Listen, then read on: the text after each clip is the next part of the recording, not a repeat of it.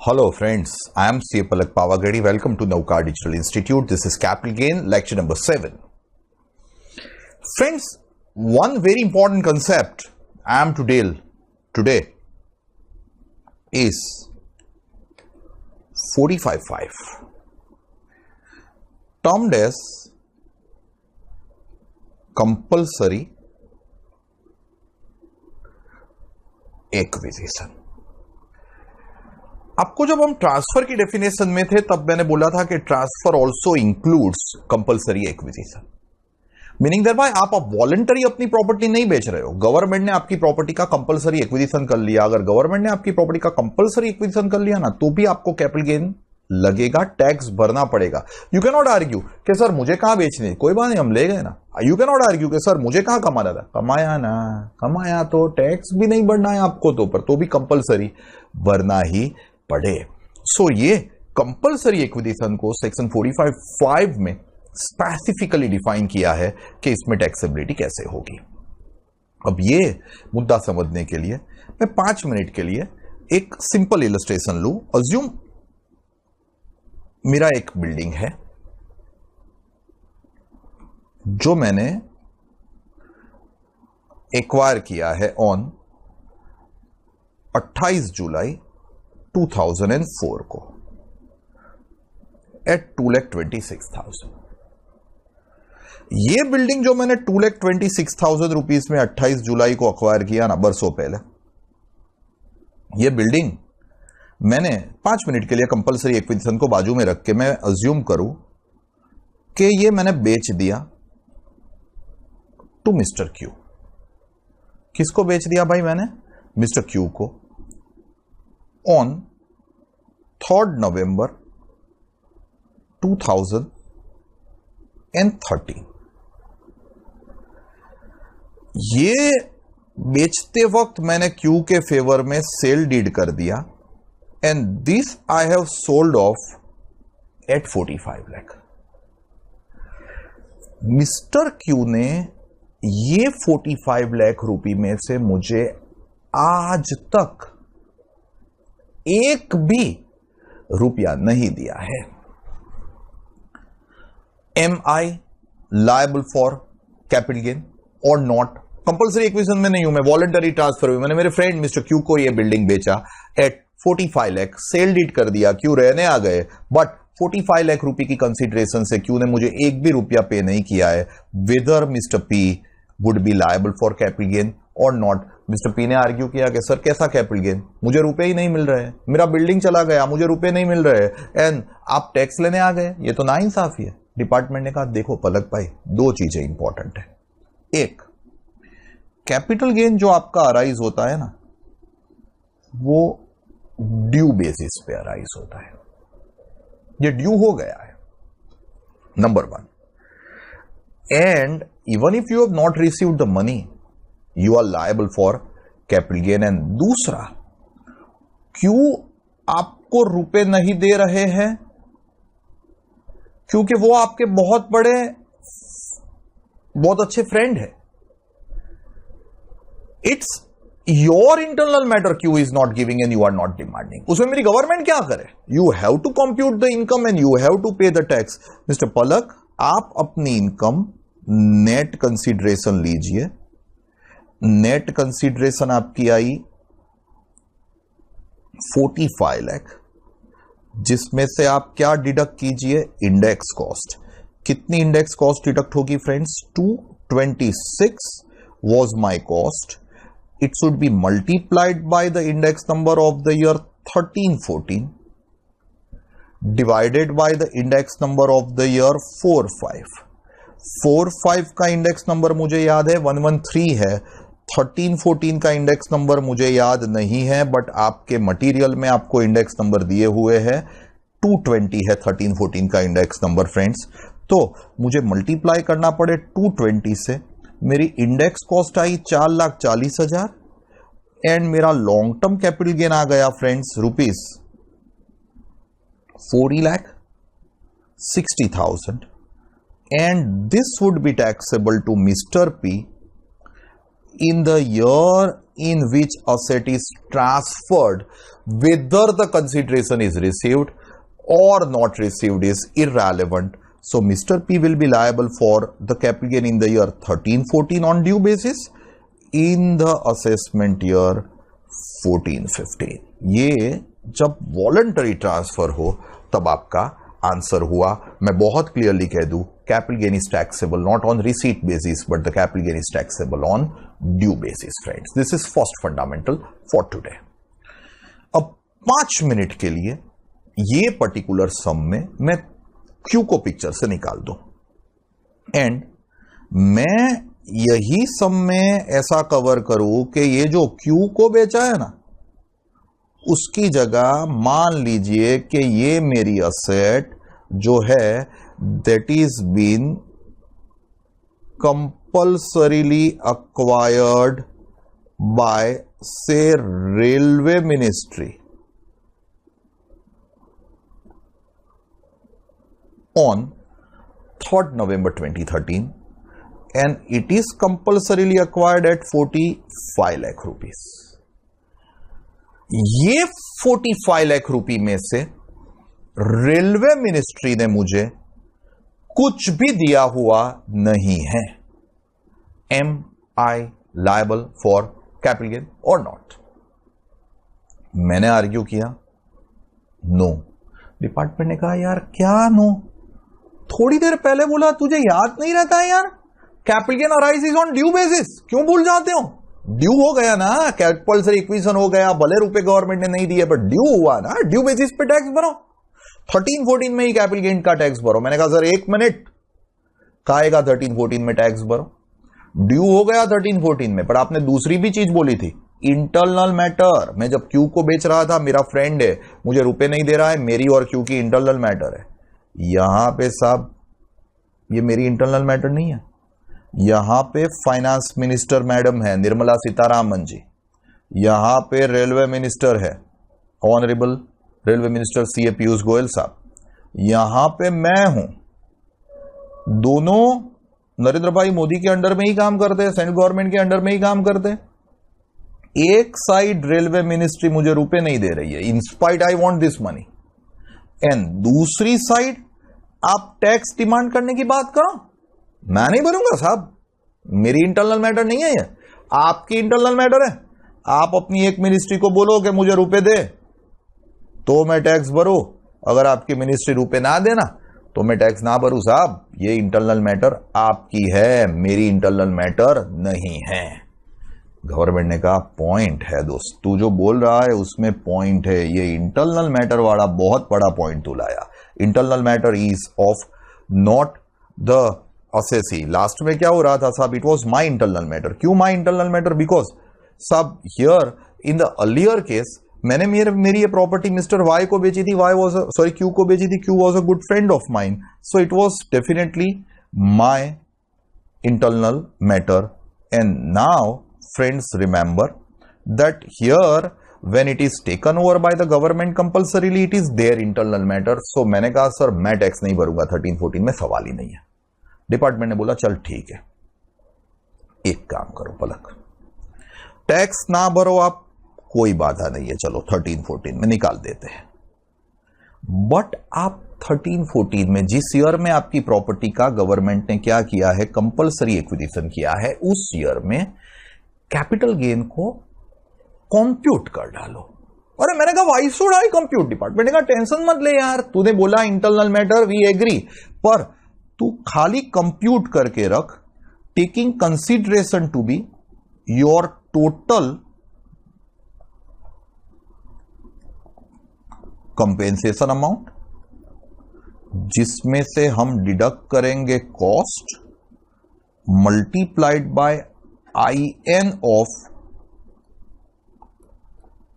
compulsory acquisition year divided by IN of acquisition or improvement year, and आप अपना long term capital gain compute करके रखो.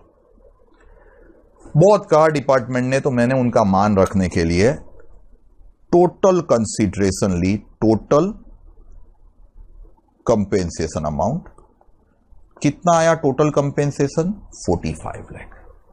मेरी cost थी 226, मुझे मल्टीप्लाई करना पड़े by the compulsory acquisition year, divide करना पड़े by the purchase year, and मैंने इंडेक्स कर दिया, एंड मैंने long term capital gain compute कर दिया 40,60,000 रुपीज। अब ये मेरा जो लॉन्ग टर्म कैपिटल गेन मैंने कंप्यूट किया वो मुझे टैक्स नहीं लगाएंगे। गवर्नमेंट ने मुझे प्रॉमिस दिया है कि इंटरनल मैटर है, हमारी इंटरनल मैटर है, आपके वो टैक्स नहीं लगाएंगे, आप पलक भाई टेंशन मत लेना। बट गवर्नमेंट ने मुझे बोला कि ये 40,60,000 want be taxable in the year of compulsory acquisition. 5 minute के लिए मान लो कि रेलवे मिनिस्ट्री ने मुझे खुश होके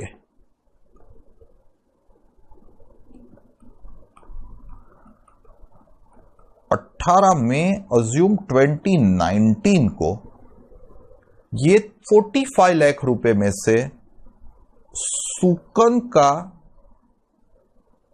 से ₹1.25 दिया। ₹1.25 का चेक के चलो डिस्ट्रीब्यूशन करना स्टार्ट करते हैं रुपए का।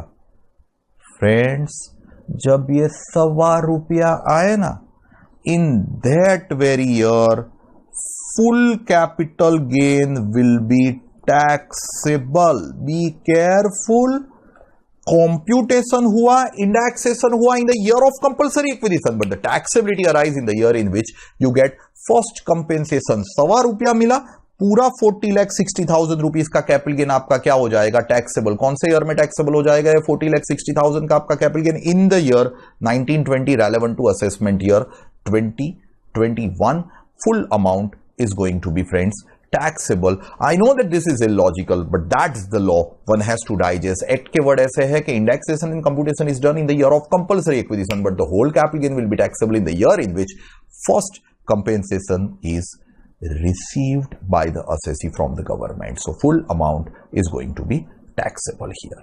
So ये मेरा एक मुद्दा हुआ, theoretical मुद्दा हुआ। मैं इसको अमाउंट से समझाऊंगा, don't worry, but let me first give you some dictation on the same।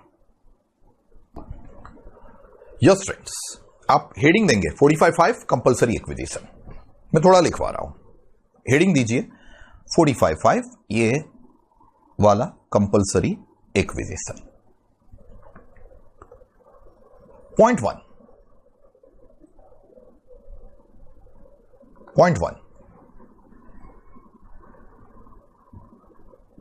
Compulsory acquisition is a transfer. Compulsory acquisition is a transfer and liable for capital gain। First one, compulsory acquisition is a transfer and liable for capital gain। दूसरा मुद्दा, capital gain is computed in the previous year।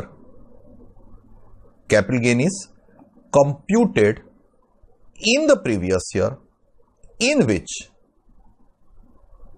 property is compulsory acquired। capital gain is computed in the previous year in which property is compulsory acquired। उसी point में लिखोगे computation is done as under। computation is done as under, and ये computation is done as under करके ये जो मैं highlight कर रहा हूं ना, ये वाला यहां पे कंसीडरेशन, इतना ही फ्रेंड्स, ड्यू इंटरनल विंटरनल कुछ नहीं, इतना जो मैंने हाईलाइट किया से फिर से पिंक पेन से जो मैं हाईलाइट कर रहा हूं, बॉर्डर बना रहा हूं, इतना आप लिखेंगे। Computation is done as under में, बराबर ये बनाया है उतना। Consideration will be total compensation amount less cost multiplied by index of compulsory acquisition year divided by index number of acquisition और improvement year would be long term capital gain, ये लिखेंगे आप।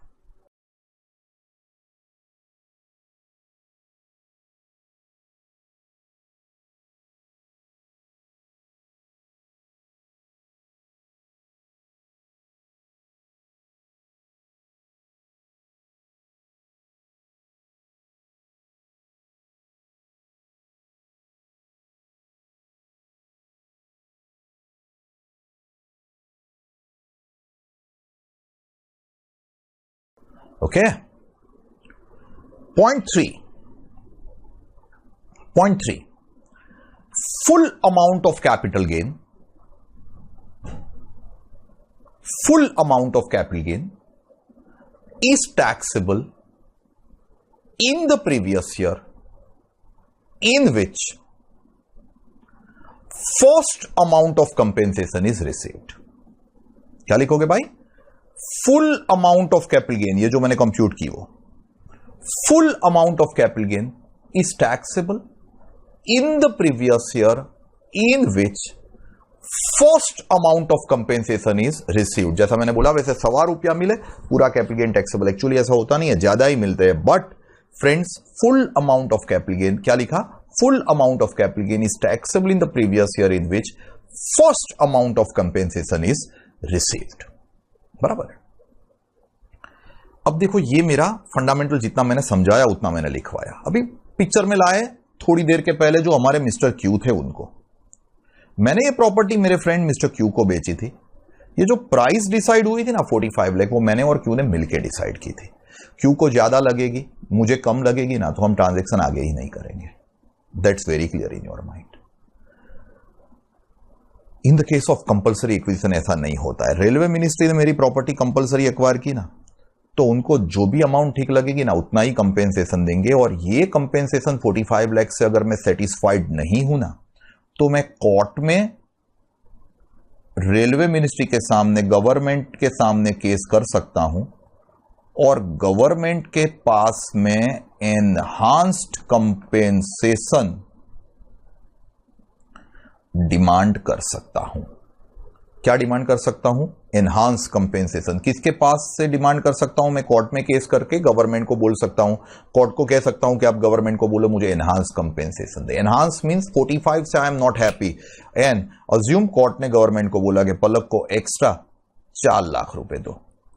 तो ये 4 लाख का एनहांस जो आएगा ना, वो ओरिजिनल के लिए क्या हुआ था फ्रेंड्स? 1 भी रुपया मिला था ना, पूरा टैक्स हो गया था. एनहांस के लिए ऑर्डर आया मेरा, मान लीजिए, अभी जो जो सिखा रहा हूं वो अमाउंट से समझेंगे, 5 अक्टूबर 2020 को.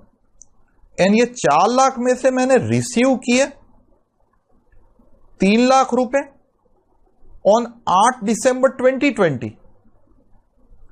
एंड 1 लाख रुपए 19th ऑफ जून 2021 को.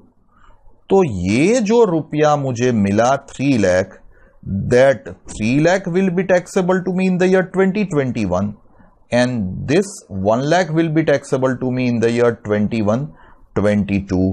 रूल ओरिजिनल के लिए था 1 भी रुपया मिला पूरा कैपिटल गेन टैक्सेबल. एनहांस के लिए रूल है जब जब मिले, जितना जितना मिले उतना उतना क्या हो जाएगा? Taxable. So friends, over here be careful.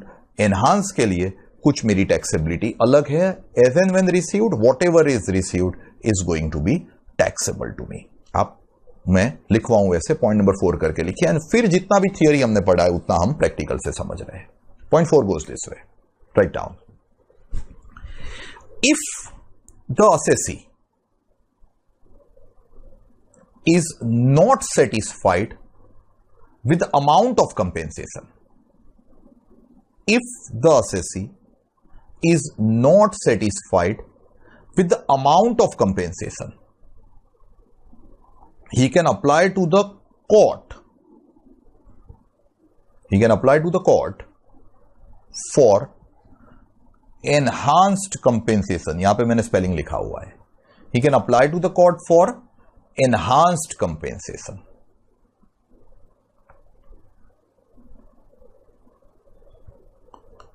If court gives enhanced compensation, if court gives enhanced compensation, it is taxable in the previous year in which it is actually received. इसमें एक छोटा सा फंडा मैं पेंडिंग रख रहा हूं. Will be covering up when we meet in the will be covering up at a later stage. But if court gives enhanced compensation, it is taxable in the previous year in which it is actually received. Enhance कब tax होगा? जब जितना मिले उतना उतना ही क्या हो जाएगा? टैक्सेबल। बराबर है। सो ये मेरा कंपलसरी एक्विजिशन का फंडा हुआ।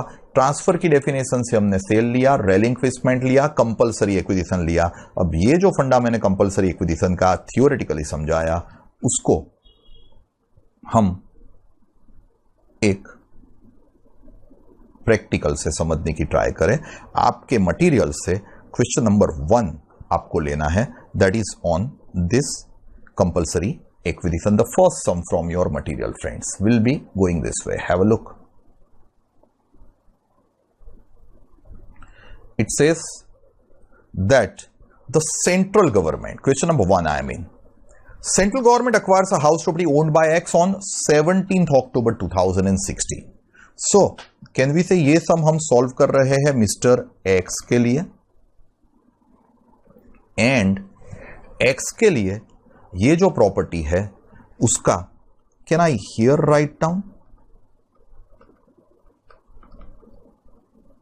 कंपल्सरी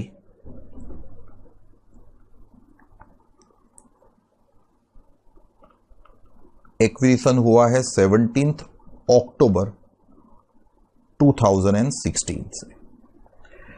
ये पर्टिकुलर सम में आपको जो जो डिटेल दिया ना वो मैं पहले प्लॉट कर रहा हूं। This property was purchased on 10th April 98 for 76,000. So this was purchased on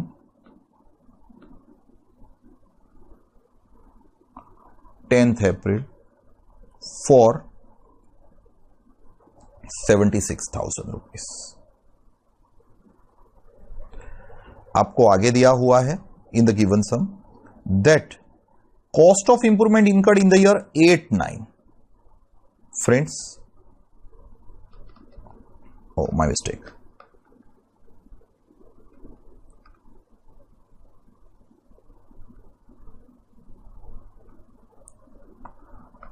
is 40,000. You are also given in the sum that the fair market value on 1/4/2001 is 1,32,000. Sir, नए नए हर एक लेक्चर में कोई ना कोई प्रोविजन में सिखाऊंगा, पुराना भूलना नहीं है। पुराना है 1/4/2001 के पहले अगर असेट अक्वायर की हो ना तो you to take into account the cost of asset और fair market value on 1/4/2001 which ever is higher. So यहां पे मुझे 1/4/2001 की फेयर मार्केट वैल्यू दी हुई है in the given sum. See my FMV on 1/4/2001 is 1,32,000. मैं क्वेश्चन ही अभी लिख रहा हूं फ्रेंड्स. आपको आगे दिया हुआ है that central government awards 567 as compensation, of which 1 lakh is received on 4th May 2019 and 467 is received on 1st April 2020.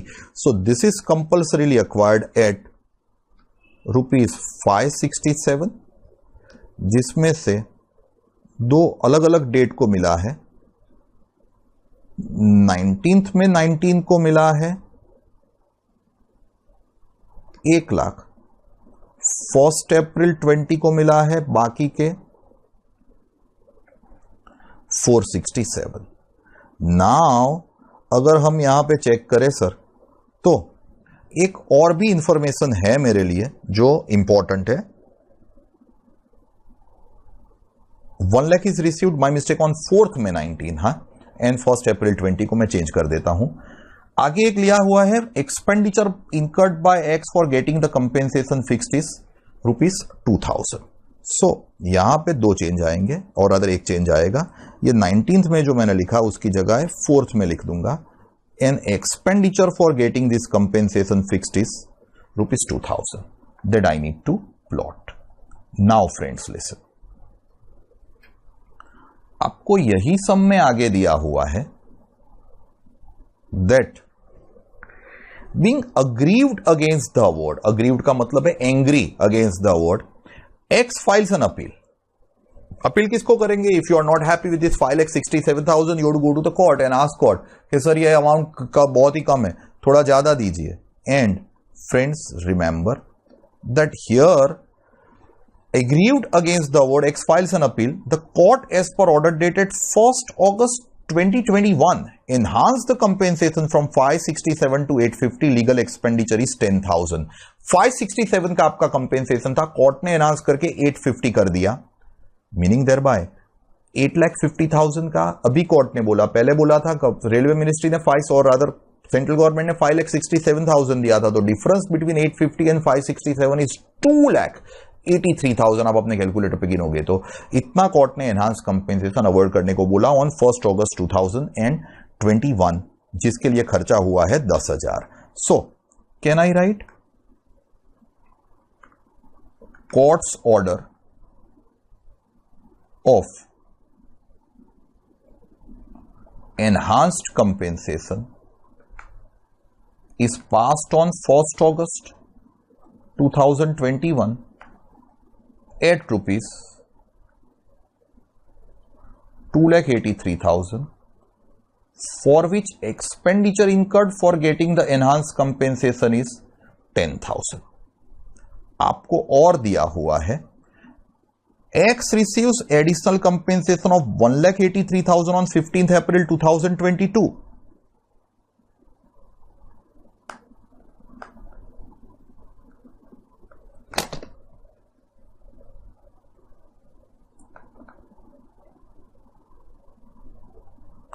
Received on 15th April 2022, 1,83,000 and 1 lakh on 19th May 2023. ये 183 आया है friends. 1,83,000 and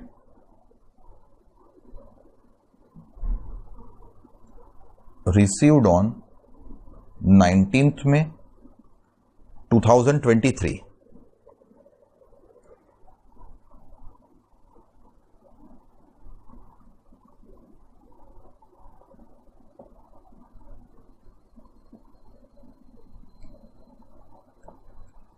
rupees 1 lakh.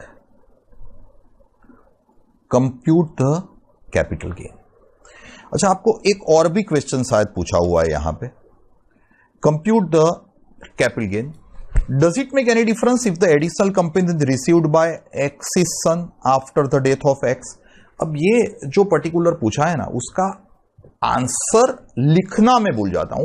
Answer में अभी mug up करके नहीं आऊं, ऐसा नहीं कि हम पॉज किया और आंसर देख के आया. आंसर आता है, बहुत बरसों से पढ़ा रहा हूं तो याद रह जाता है, बट इसको लिखना मैं ऑलवेज भूल जाता हूं, तो मैं हाईलाइट कर दूं पहले. It says if the enhanced compensation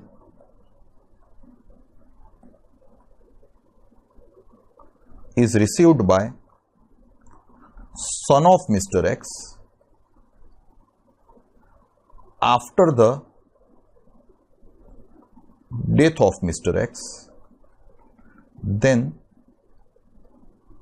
it is taxable to son in the same manner as mister x. ये मुद्दा समझाना बाकी.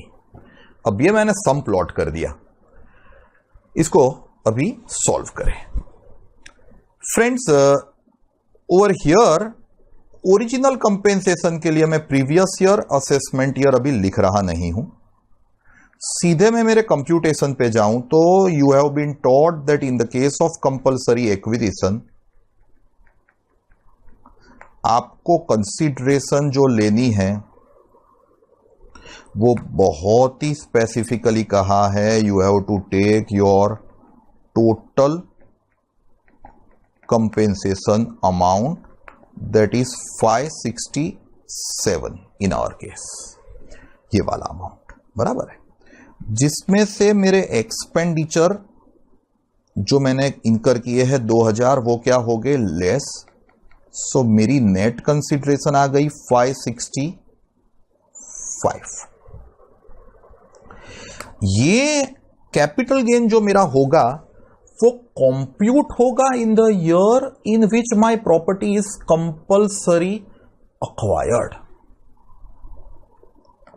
एंड इंडेक्सेशन मुझे वही ईयर तक का मिलेगा, सो मेरी इंडेक्स कॉस्ट ऑफ एक्विजिशन आएगी। अब यार यहां पे मैं एक अजम्पशन के साथ जा सकता हूं कि आप लोगों को सिखाया है कि whenever the asset is acquired prior to 1/4/2001 I have to take the acquisition cost 76,000 or fair market value 132, whichever is higher, and I'll be able to take, can I say the fair market value? सीधा मैं ले लूं friends, fair market value तो चलेगा, यहां पे कोई working note नहीं दे रहा हूं। 132 मैंने लिया, it should be divided by 100, पता चला कहां से लाया 100, प्रीवियस ईयर 12 का index number, and it should be multiplied by very important the year in which my property is compulsorily acquired, meaning thereby it would be multiplied by 1617। आपके sir फिर से confuse हुए, 1617 का इंडेक्स नंबर उनको इतना confidently याद नहीं है, शायद 264 है। चलो देख लेते हैं, जरा भी टेंशन लिए बगैर देख लेने का भाई, ऐसा नहीं रखने का कि मुझे सब आता ही है। No, you have to check out. Previous year 1617 का इंडेक्स नंबर है 264, बराबर है। सो मेरा इंडेक्स कॉस्ट आ गया 264। 132 को मैं 264 से मल्टीप्लाई करूं, 100 से डिवाइड करूं तो इट इज 348 480। आपको दो कॉलम में लिखना है, and we have to have index cost of improvement also. 40,000 मैंने इंप्रूवमेंट किया है। कौन से ईयर में इंप्रूवमेंट किया था मैंने? 84 नहीं 89 में इंप्रूवमेंट किया है। सो मेरा 40,000 का इंप्रूवमेंट जो आया है friends, that is multiplied by 264, ये तो पता चला, 1617 divided by the year of improvement. What is the year of improvement friends? 89 is my year of improvement. 89 का मेरा इंडेक्स नंबर है प्रीवियस ईयर, 89 का मेरा इंडेक्स नंबर है 137, बट ये 89 है ना, वो एक बार चेक कर लेने का, वरना आंसर वांसर हमारा गलत हो जाएगा। 89 ही है फ्रेंड्स। 137 से मैं इसको इंडेक्स करूं तो sir 40,000 divided by 137 multiplied by 264. 264 is the year of compulsory acquisition. That would be giving me 77080 plus मेरी कॉस्ट थी 348,480। सो मेरी टोटल कॉस्ट आई 425,560। इसमें से ये कॉस्ट में 565,000 में से डिडक्ट करूं तो मेरा लॉन्ग टर्म कैपिटल गेन मैंने कंप्यूट कर दिया 139,440। ये कैपिटल गेन मेरा कंप्यूट हुआ। कौन से ईयर में कैपिटल गेन कंप्यूट हुआ? कंपलसरी एक्विजिशन के ईयर में। अब ये टैक्स कंपलसरी एक्विजिशन के ईयर में नहीं होने वाला है, 16-17 में टैक्स नहीं होगा। The full amount of capital gain, friends, you have been taught, will be taxable in the year in which you get first compensation. Meaning thereby, पूरा कैपिटल गेन आपका टैक्सेबल 1920 रेलेवेंट टू 2021 में। जब आपको दूसरा instalment आएगा तब कुछ tax भरने की जरूरत नहीं है, because it is already been tax in the year in which you have got first amount of compensation. Compulsory acquisition का रूल ऐसा है कि computation is done in the year of compulsory acquisition, indexation is done up to the year of compulsory acquisition. But एक बार ये सब हो जाए तो full capital gain will be taxable in the year in which you get first penny, first compensation. So आपका taxability हो गया इन द ईयर 1920। अब समझिए फ्रेंड्स, ये एनहांस की बात करें तो एनहांस के लिए रूल थोड़ा अलग है, खास समझना। एनहांस में मिस्टर एक्स ने कैन आई से PY 22-23 रेलेवेंट टू 23-24 में 183 आए, तो एनहांस के लिए उनका रूल है you have to take the consideration to be enhanced compensation received. कितना आया?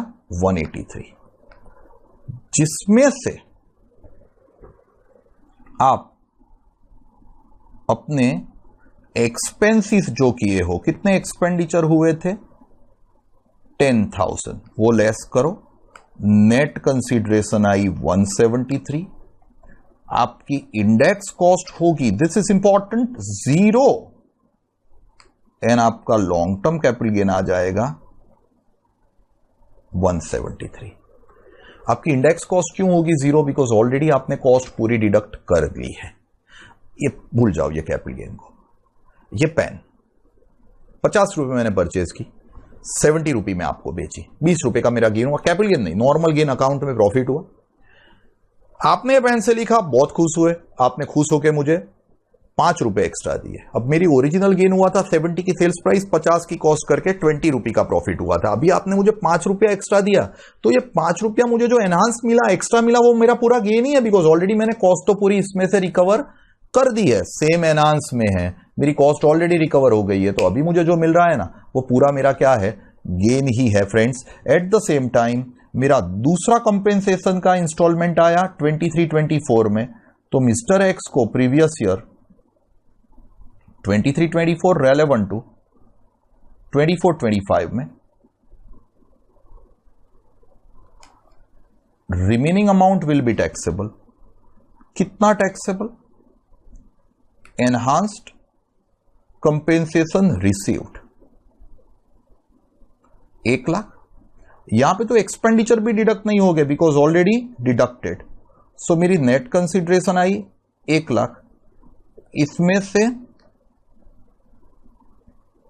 डिडक्ट होगा नील बिकॉज ऑलरेडी मैंने कॉस्ट डिडक्ट कर दी है, so my long term capital gain will be 1 lakh. Original will be taxable in the year in which first compensation is received. Enhanced will be taxable in the year in which it is actually received. आगे question पूछा था कि अगर mister x की death हो जाती और उनके सन को ये रुपया मिलता, तो जहां जहां पे मैंने मिस्टर एक्स लिखा हुआ है ना, वहां पे मिस्टर एक्स की जगह क्या आ जाता, सन आ जाता। Other things would have friends very carefully very clearly speaking remaining the same. It would be taxable to son in the same manner, to the same extent as if it would have been taxable to Mr. X is the rule proper friends. So ये amount सन को उसी manner में tax होती जैसे mister X को tax हुई है। ये आपका कंपलसरी एक्विजिशन का मुद्दा है। The big sum for today friends, the major part for the lecture of this particular lecture, आपके पास शांति से 10-1 मिनट है, इतना अच्छे से अच्छे हैंड राइटिंग में कॉपी करिए फ्रेंड्स। ये आज का मेजर फंडामेंटल था। Copy the same quickly.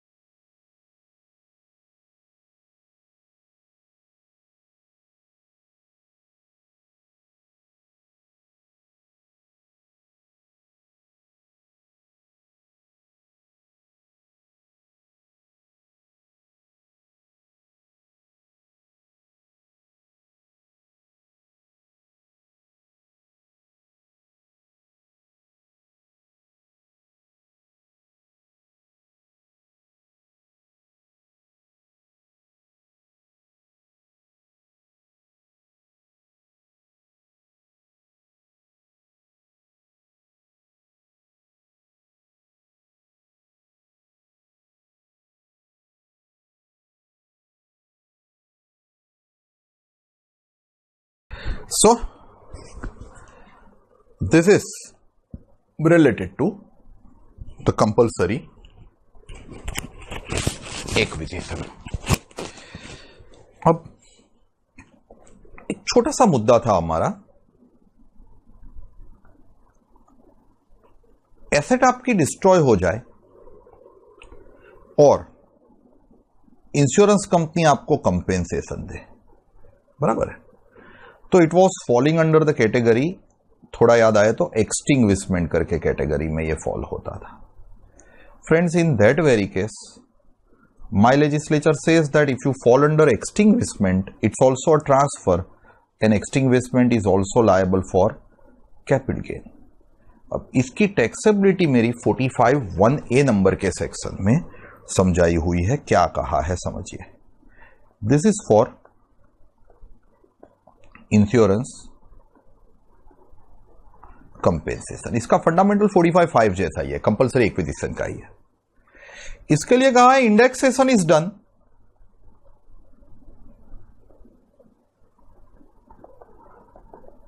Up to the PY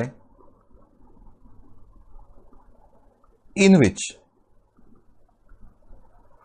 your asset is destroyed. Indexation destruction के ईयर तक का करने का, जैसे कंपल्सरी इक्वेशन में इंडेक्सेशन करते हो आप up to the year of compulsory acquisition, यहां पे डिस्ट्रक्शन के ईयर के तक, and your whole capital gain is taxable in the previous year in which first amount of compensation is received.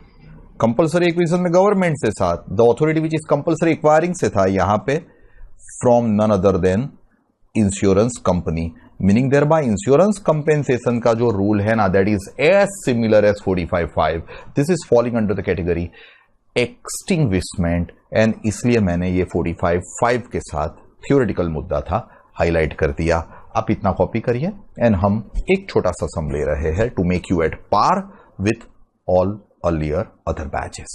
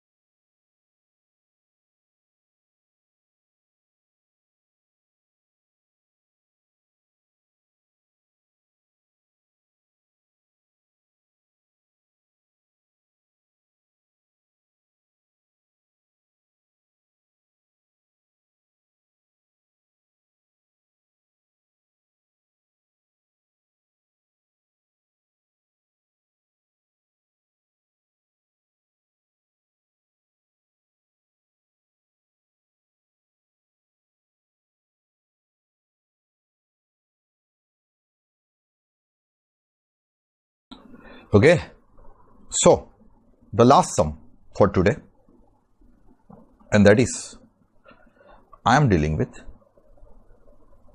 one question wherein advance forfeited is involved with some extra point. एक second, I think 13th.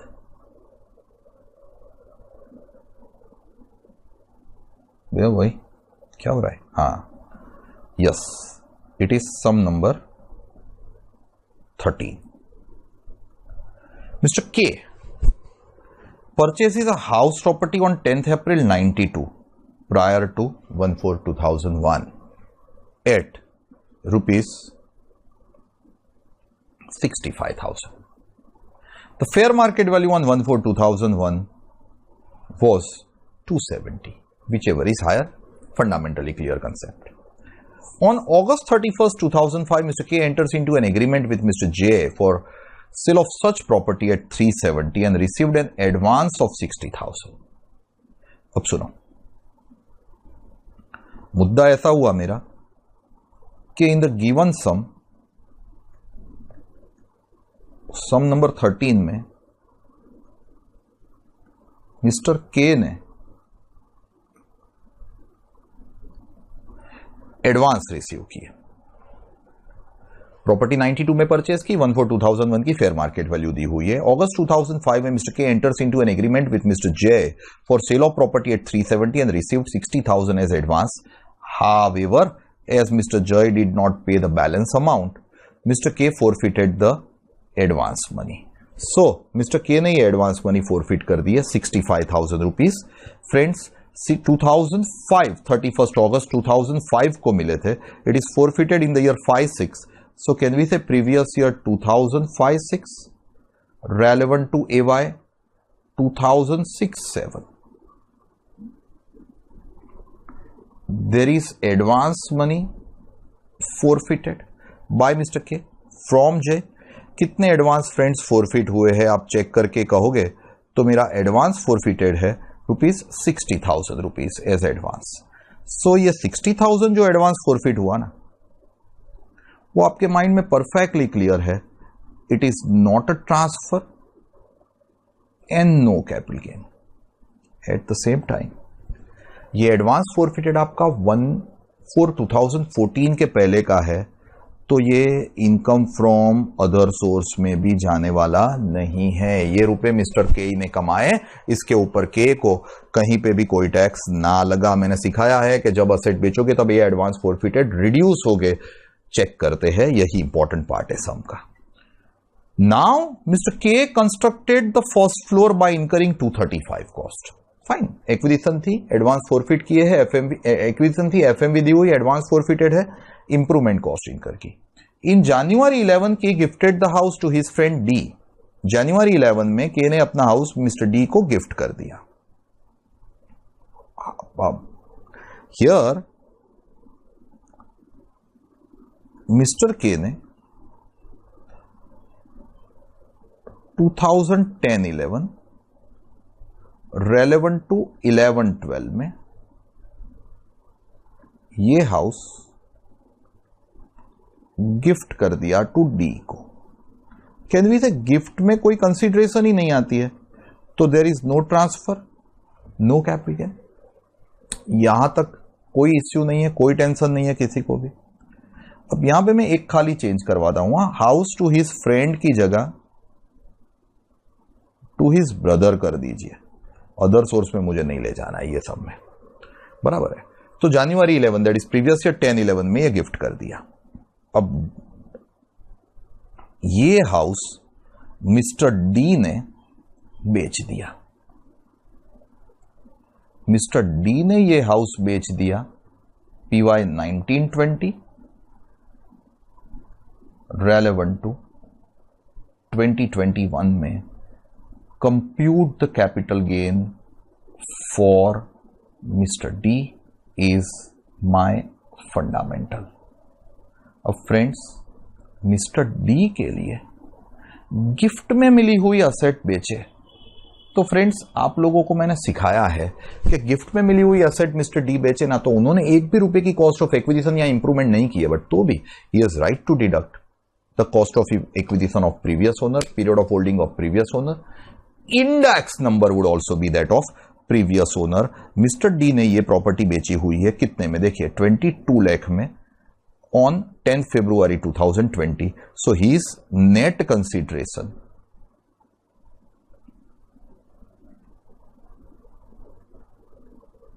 Would be 22 lakh. उसमें से हमें deduct करना पड़े index cost of acquisition. Now friends, can I say my working note number 1 से मैं ले जाऊं that cost for mister D is going to be the cost incurred by Mr. K। अब K ने जो कॉस्ट इनकर की हुई है ना साहब, वो 10th April 92 को है, and 10th April 92 is prior to 1/4/2001। So अगर हम 10th April 92 की कॉस्ट ले तो कितनी आएगी, 10th April 1992 की कॉस्ट आई 65,000 पर अकेले ये कॉस्ट नहीं लेनी है. I am suppose to take into account fair market value on 1/4/2001. That is very clear. Cost of previous owner, period of previous owner, index number would also be that of previous owner. But previous owner ने अगर 1/4/2001 के पहले asset acquire की हो, तो it is not only the cost but the cost or FMV on 1/4/2001, whichever is higher. What is the FMV? That is, can I say 2,70,000? I am supposed to take, friends, whichever is higher in the particular sum, as you are aware. अगर हम higher लेंगे तो can I से मेरी higher amount आएगी 2,70,000 only. And friends, if I take 270, नया मुद्दा आएगा. There is going to be advance forfeited by mister K. ये जो एडवांस मिस्टर के ने 60,000 फोरफिट किए थे, ये एडवांस जो के ने फोरफिट किए हैं वो जब फोरफिट हुए तब टैक्स नहीं हुए थे, बिकॉज इट वाज 1/4/2014 के पहले. Now general rule is when the advance forfeited is there and not tax under that other source, when the asset is sold off, it is reduced from the cost of acquisition. But the words of the law are advance forfeited by assessee, and in our case assessee is Mr. D and not Mr. K. Mr. K in our case is termed as none other than previous owner, and as he is previous owner, such advance forfeited is not to be reduced from the cost of acquisition or FMV, whatever we call. And friends, your net cost to be indexed will be 2,70,000 rupees. Something unique I am speaking. Mister D को, friends यहां पे आप समझेंगे तो mister D को cost previous owner की मिल रही है, पीरियड ऑफ होल्डिंग भी प्रीवियस ओनर का मिल रहा है, इंडेक्सेशन भी प्रीवियस ओनर के ईयर से मिल रहा है. बट ये सब बेनिफिट दिए, बट प्रीवियस ओनर ने एडवांस फोरफिट किए हो तो वो कॉस्ट से रिड्यूस नहीं करेंगे. बिकॉज एक्ट के वर्ड्स ऐसे है कि any advance forfeited by assessee, assessee means seller assessee, would be reduced from the cost, not by any other assessee. And friends, that's the reason I will be taking here, can I say rupees 270 multiplied by 289 divided by 100. And friends, it is 270 multiplied by 2.89 will be giving me 780,300. ये मैंने क्या लिया, previous owner की cost, previous owner का period of holding and previous owner का index number. Previous owner ने 90 to 93 में लिए, तो मुझे कौन सा इंडेक्स नंबर लेना पड़े, बेस ईयर का. And friends, one more point, previous owner ने आई थिंक फर्स्ट फ्लोर भी कंस्ट्रक्ट किया था इन May 2010 रुपीज 2,35,000 में. तो मुझे प्रीवियस ओनर की इंडेक्स कॉस्ट ऑफ इंप्रूवमेंट भी डिडक्ट करनी पड़ेगी, 235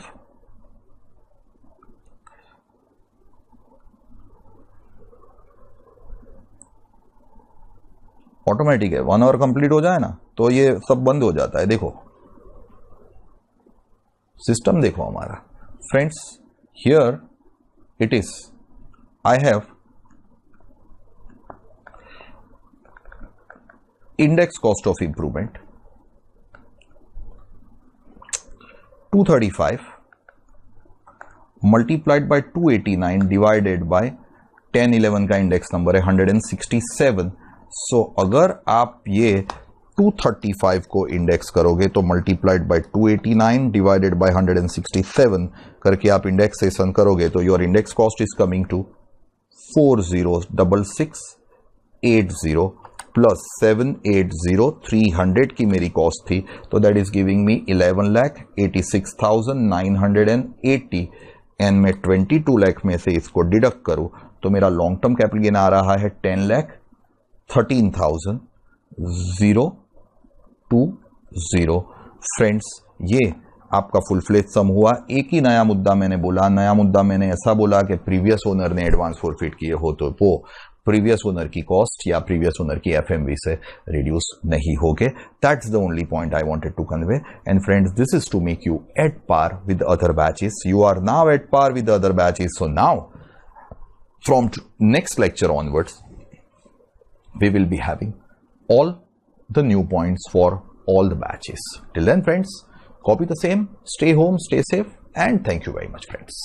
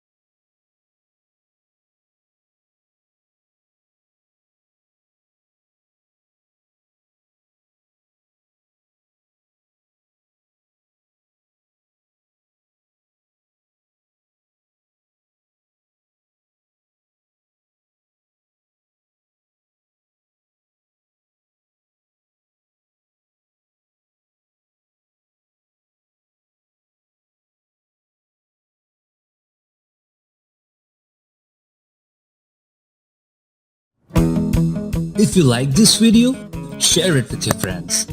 Subscribe to our YouTube channel to watch more such videos and learn from our expert faculty members. Press the bell icon to get regular notifications whenever we upload a new video. Download NDI mobile app to get complete CA course online. We value your support. Thank you for watching.